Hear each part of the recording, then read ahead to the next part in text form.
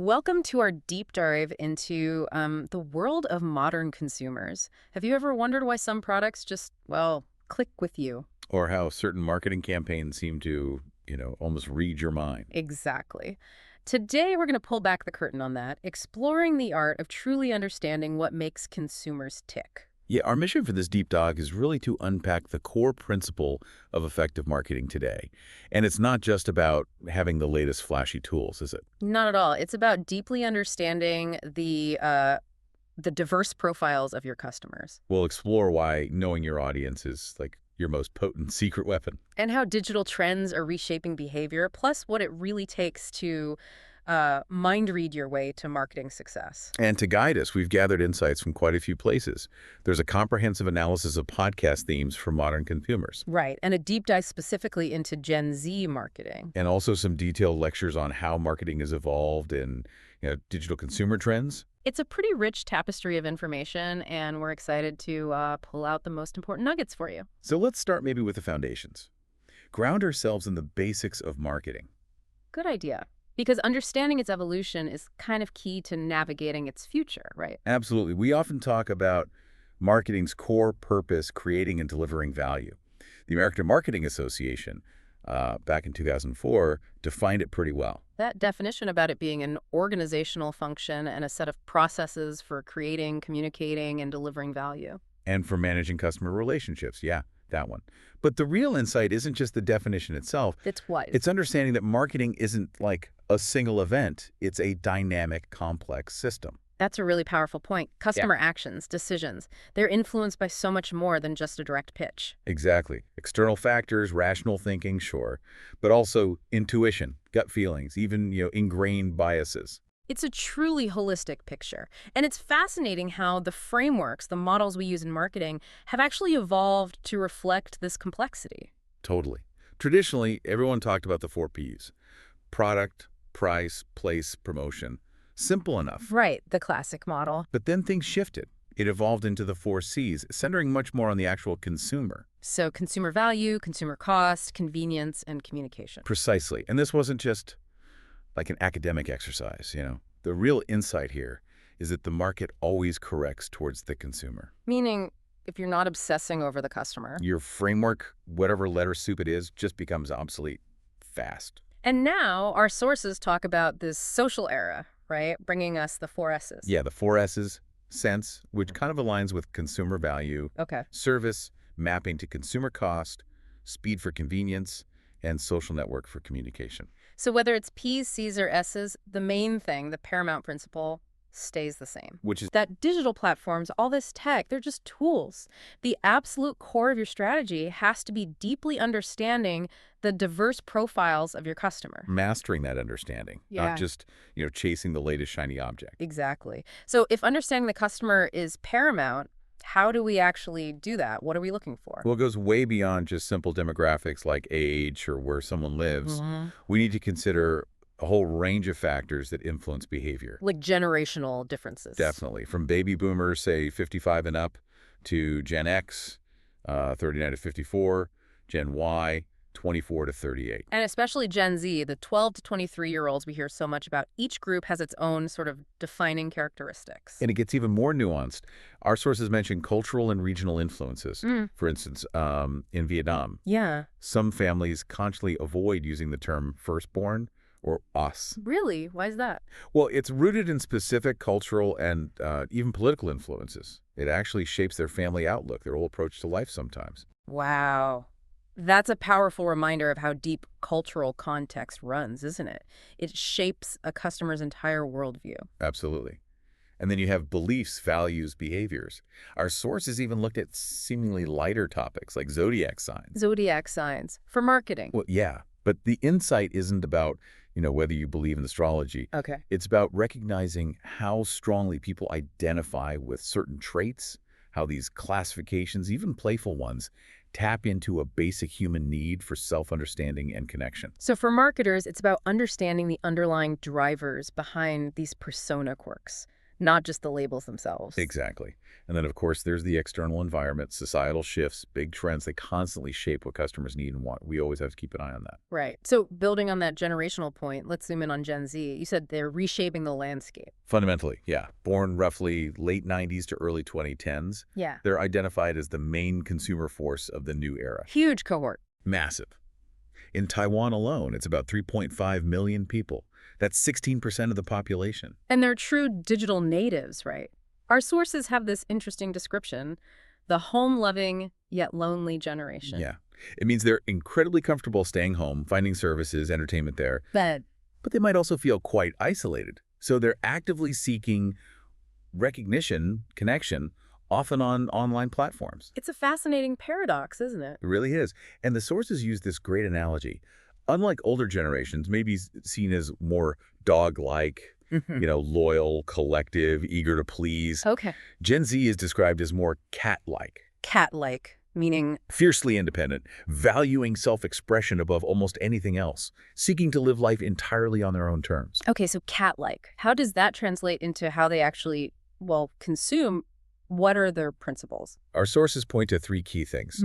First, they highly value unique brand or product features that reflect their personal style. It's about identity, not just looking good. Exactly.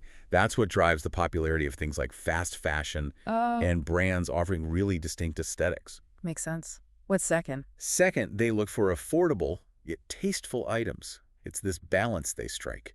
So good value, but it still has to look good, feel right, not just cheap. Precisely.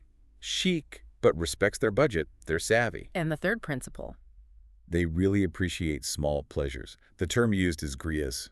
small pleasures. Oh, Like yeah. what? Think of those the tiny little cup edge figurines that just sit on your mug. Oh, yeah. Kind of pointless, but cute. Exactly. Seemingly useless, but they're described as highly healing, appealing for that small positive emotional lift they bring. It's the feeling, the connection, not just the function. You got it.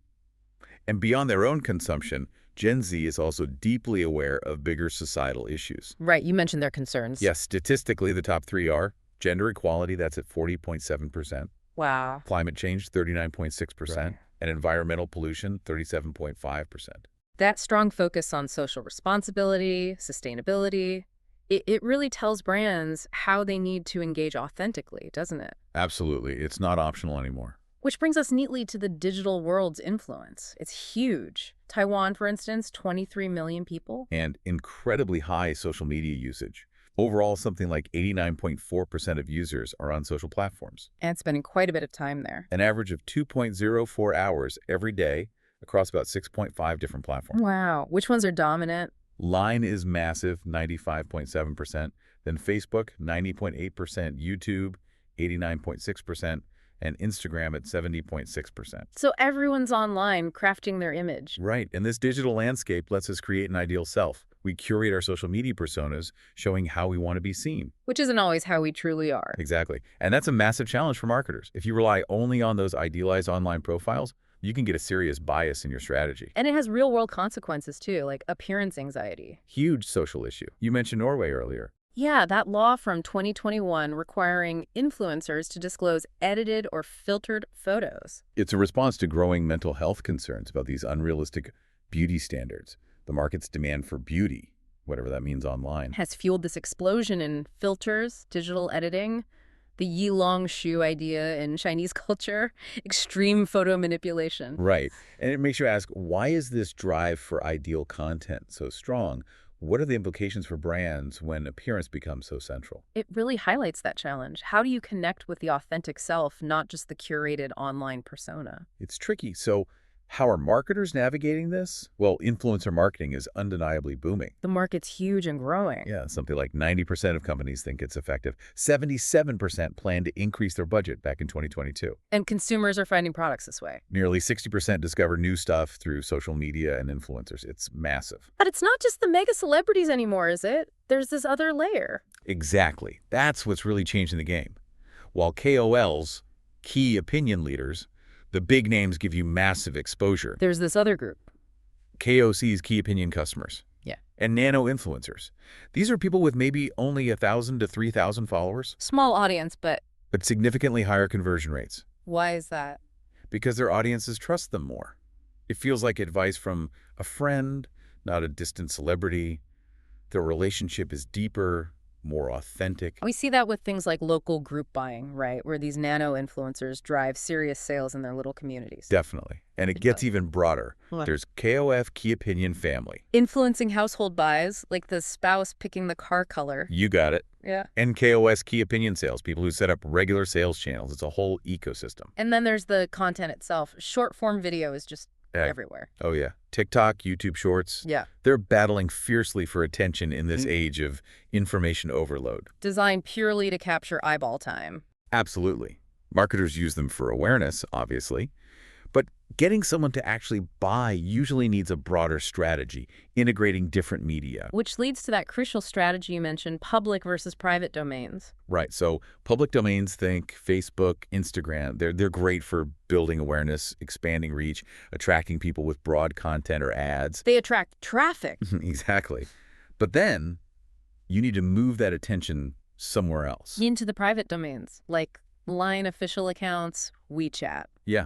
That's where you focus on nurturing customers, offering personalized service, exclusive deals, making the actual sale based on their history. Building stickiness and getting that purchase conversion. Right. And that seamless flow from the public attention-grabbing part to the private conversion part, that's the key to really optimizing things. Okay, so let's make this really practical.